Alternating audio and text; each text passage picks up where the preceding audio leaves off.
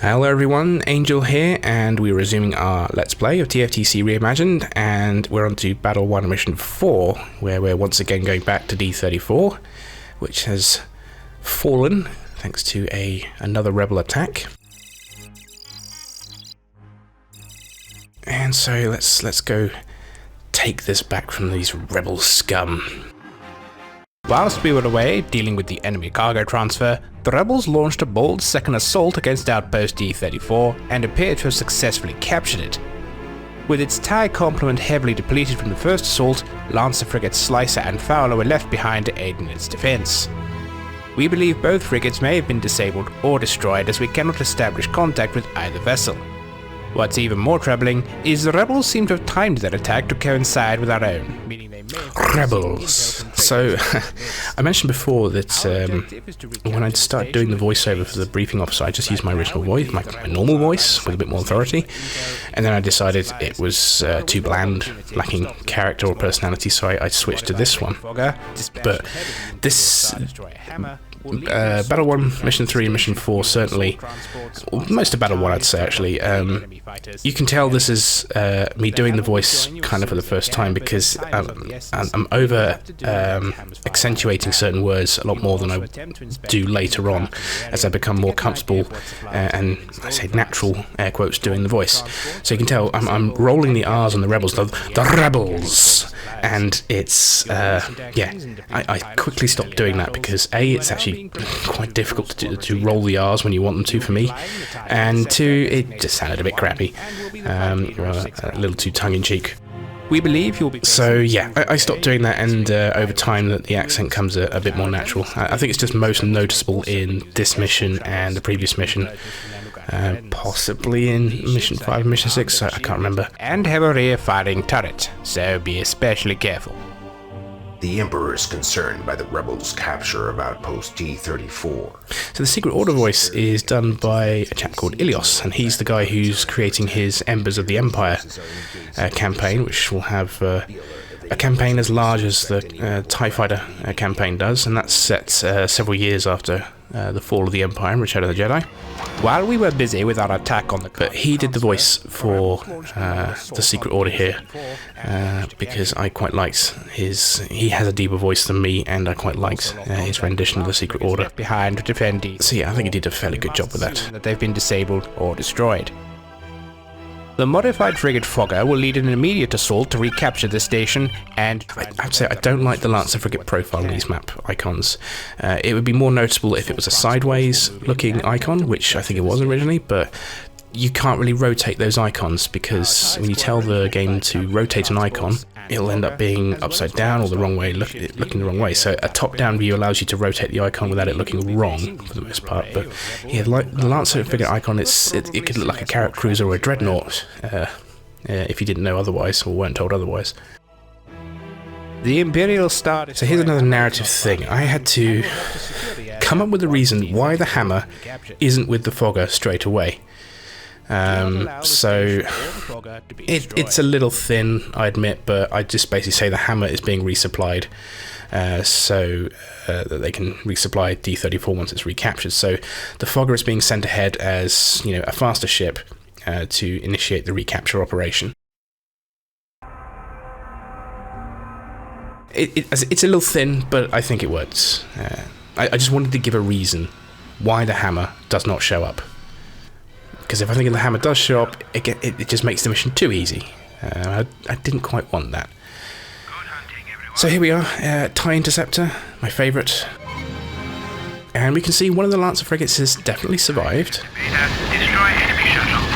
And everybody loves escort shuttles. Order acknowledged. Using for target for attack. This is fire. I'm hit. The Slicer is not responding to our hails. And with the platform here, I added several more shuttles and transports which start leaving the station more or less at the same time, just to kind of emphasize the rebels are just quickly, you know, hitting everything, grabbing what they can on the station and just fleeing as fast as they can with it. It's just bonus objectives for inspecting them. Destroying them doesn't give you any more points, but there we go, that's the Slicer Although it's got an Imperial IFF still, it's got rebels on it. I would not advise shooting at it because it will destroy you quite quickly if you're too close. Lancer frigates are anti-starfighter frigates. So yeah. Enemy reinforcements jumping in. TIEs move to intercept. But, you know, what the hell, shoot it anyway. And then run away as quickly as possible. Transports will assist you. Again though, this mission is quite easy. Your only real fail points here are if you don't inspect the slicer quickly enough or stop the container transport gopher from escaping. And the Fogger does come under attack by torpedo fire, but in the medium and easy versions it's pretty easy, this mission. Nice easy mission breeze, because the next mission is going to be harder. But yeah, I think in the hard version I added a number of more craft, so it's a lot more challenging. But yeah, we've done the first half of the mission. Now it's just a case of going over and stopping the reinforcement waves from doing any further damage. Hey, 1, attacking craft dead ahead.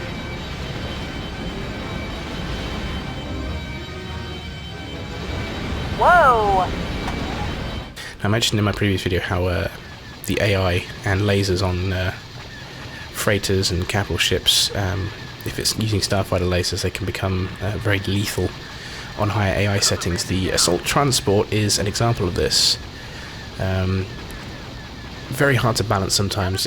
On the low AI levels, they're fine. You put them on the high level AI, it becomes very difficult to destroy them. And you can see there how quickly it's firing its lasers, and they have like 6 lasers on them, covering all directions. So it makes them very, very dangerous to engage. Luckily these ones are on our side. Black 1. Woo! I'm ejecting!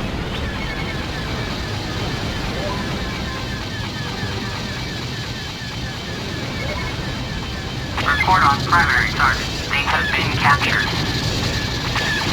Okay, so we've got most of the goals done, which is just a case of waiting for the hammer to arrive, and, well, job done. Got it.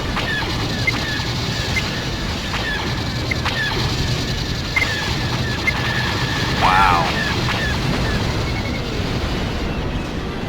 And again, I think this helps showcase the might of the Empire here. You can see all your friendly... It's fun to see friendly TIEs flying beside you, helping you take down the enemy.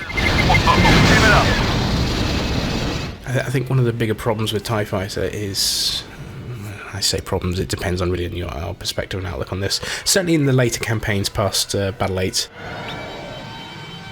it essentially becomes you versus everyone else, because you're in the TIE Defender and then later the missile boat, and both of these ships are quite overpowered, but I think that's kind of necessary because you needed these overpowered ships in order to deal with everything that's being thrown at you.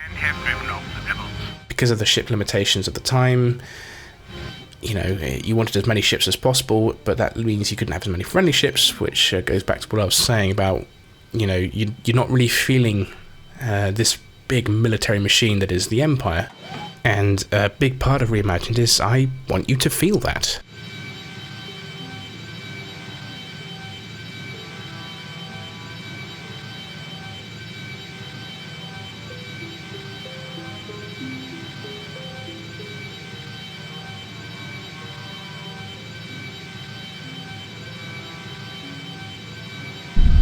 Ooh, bit of engine wash.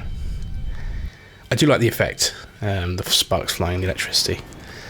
But yeah, you don't want to be standing behind an engine, or flying behind an engine rather, too long in an unshielded craft. Lovely hangar for the modified frigate.